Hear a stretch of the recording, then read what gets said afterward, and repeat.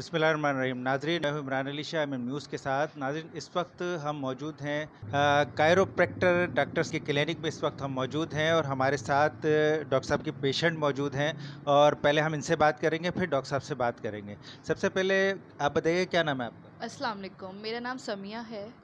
अच्छा समिया, आपकी रिहाइश कहाँ पर है? ये नॉर्थ नाज़िमाबाद डी ब्लॉक। अच्छा, ये बताइए कि आपको प्रॉब्लम क्या हुआ था और कब हुआ था?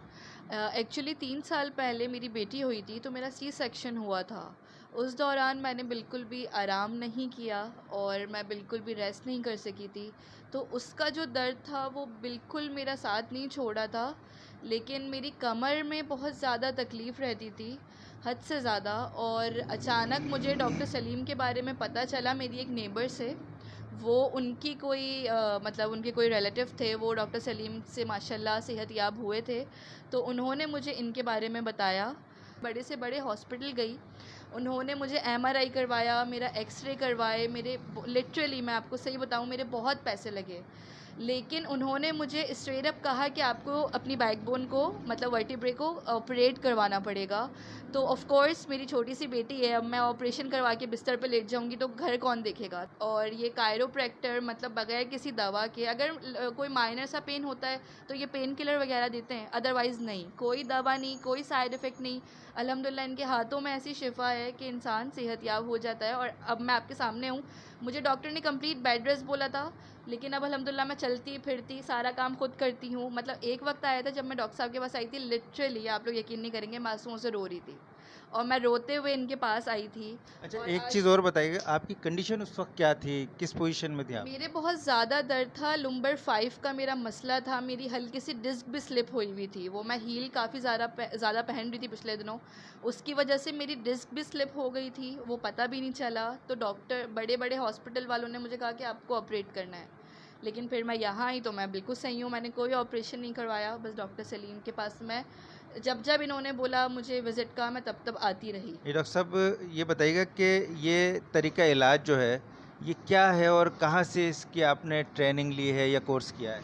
जी, ये कैरोप्रैक्टिक ट्रीटमेंट कहलाता है। और जो हम डॉक्टर्स हैं वो डीसी कहलाते हैं, डॉक्टर ऑफ कैरोप्रैक्टर्स।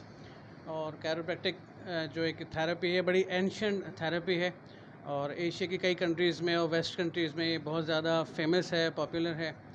और इसकी एक बाकायदा डिग्री होती है। आप अगर मेडिकल ग्रेजुएट हैं तो आप जाके पढ़ सकते हैं फ़ॉरेन में, और मैंने पताया से किया है, दैट इज़ फ्रॉम थाईलैंड। और इसमें सारा काम मैनुअली फ़िज़िकली होता है। और बेसिकली जो हम काम करते हैं वो मैनिपुलेशन ऑफ बैकबोन या स्पाइन आप कह सकते हैं, कि जो मोहरे, जो स्पाइंस हैं हमारी, वो अगर जगह से हट जाएं किसी भी प्रेशर की वजह से या किसी भी वेट लिफ्टिंग की वजह से, गलत पोस्चर में अगर वज़न उठा लिया तो ये हो जाता है।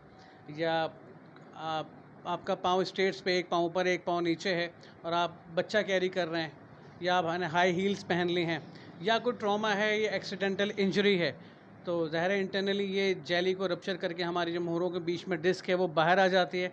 उसे स्लिप डिस्क या हर्निएटेड डिस्क कहते हैं। उसको हम मैनुअली अपने टूल्स की मदद से, अपने आर्ट्स और पोस्चर और कंप्रेशन ट्रीटमेंट की हेल्प से रीअलाइन कर देते हैं उसको, तो इसे मैनिपुलेशन कहते हैं। इस अच्छा, एक चीज़ देखी गई है, मैं आपको टोक रहा हूँ, ये हथौड़े का और उसके लकड़ी के गुटके का इस्तेमाल आप करते हैं, तो ऐसा तो नहीं हो डिस्क बाहर आ गया उसे धक्का देते हो? बिल्कुल आपने सही देखा और सही समझा है। जो चीज़ बाहर आ जाती है वो सियाटिक नर्व को पिंच करती है, उसको दबाती है, कंप्रेशन देती है। हम उसको रिवर्स करते हैं, क्योंकि हर बीमारी जो अल्लाह ने बनाई है वो रिवर्सिबल है। हर चीज़ का इलाज इस दुनिया में मुमकिन है, बस तरीक़ेकार डिफरेंट होते हैं, प्रोटोकॉल, ट्रीटमेंट प्रोटोकॉल्स डिफरेंट होते हैं। नाज़रीन, एक और पेशेंट हैं जिनसे अभी हम बात करेंगे, जिनका डॉक्टर साहब ने अभी इलाज किया है और उनसे भी हम मालूम करेंगे कि क्या बेहतरी आई है अभी इलाज के बाद और आपसे कब से ये इलाज करा रही हैं। जी, क्या नाम है आपका? जी, अस्सलाम वालेकुम, मेरा नाम सना है। अच्छा सना, ये बताइए कि आपको क्या प्रॉब्लम है और कब से? एक्चुअली मुझे शोल्डर का मसला था, फ्रोज़न शोल्डर, और मेरी नेक का मसला था। और इसके अलावा जैसा आप देख रहे हैं कि मेरा वेट थोड़ा ज़्यादा होने की वजह से ना मेरे घुटनों में बहुत दर्द था। वेट होने की वजह से? वेट की वजह से, क्योंकि एक्चुअली मैं थायराइड की पेशेंट हूँ, तो मेरा वेट आपको पता है कि उसमें काफ़ी ज़्यादा गेन हो जाता है, और वैसे मैं आम रूटीन में डाइट वगैरह नहीं कर सकती। तो मैं एक दफ़ा ऐसे ही फेसबुक पे सर्च कर रही थी तो मुझे इनका डॉक्टर साहब का पता चला। मैंने यहाँ पर विज़िट किया और अल्हम्दुलिल्लाह मुझे काफ़ी इम्प्रूवमेंट है। कल रात में भी ना मेरे शोल्डर में बहुत ज़्यादा पेन था, तो जिसकी वजह से मुझे आज यहाँ विज़िट करना ही था। तो आज मैंने सेशन करवाया है तो अल्हम्दुलिल्लाह मेरा शोल्डर का भी काफ़ी पेन बेहतर हो गया है। मैं स्कूल में स्टेयर्स से गिर गई थी। बैग बहुत हैवी होता है, उसकी वजह से स्लिप हो गई थी। फिर बहुत पेन हो रहा था पूरे ही पाँव में। फिर डॉक्टर साहब के पास आई तो उन्होंने काफ़ी बेहतर कर दिया और अब मुझे चलने में मसला नहीं हो रहा। अच्छा बेटा, कितने दिन हो गए आपको ये तकलीफ हुए? 2 वीक्स से ज़्यादा हो गए कोई। मैं डॉक्टर साहब को असिस्ट करती हूँ। यहाँ जो भी पेशेंट आते हैं फीमेल या मेल, तो थोड़ा असिस्ट करती हूँ, उनका साथ देती हूँ, बस काम है उनके। छोटा सा एक बेबी है, he is just 2 years old. से उस बच्चे के एक हाथ, लेफ़्ट हैंड एंड लेफ़्ट वाली लेग जो है वो मूव नहीं हो रही थी। तो उनके पेरेंट्स को किसी ने यहाँ डॉक्टर साहब का पता बताया तो वो लोग आए।